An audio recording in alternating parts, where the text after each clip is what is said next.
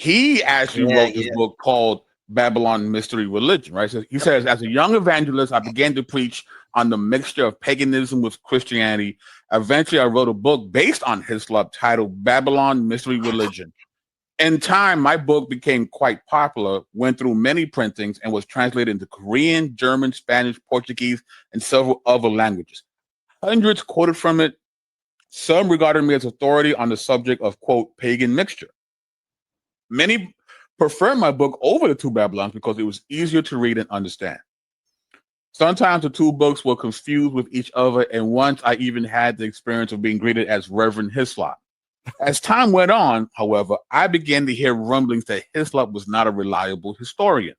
I heard this from a history teacher and in letters from people who heard this perspective expressed on the Bible Answer Man radio program.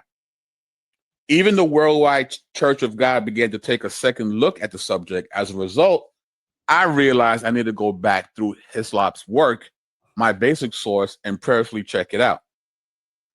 The subtitle for Hislop book is the quote, Papal worship proved to be the worship of Nimrod and his wife. Yet, when I went to the reference works, such as the Encyclopedia Britannica, the Americana, the Jewish Encyclopedia, the Catholic Encyclopedia, the World Book Encyclopedia, carefully reading their articles on Nimrod and Semiramis, not one said anything about Nimrod and Semiramis being husband and wife. Yep. They did not even live in the The same same century, nor is there any basis for Semiramis being the mother of Tammuz.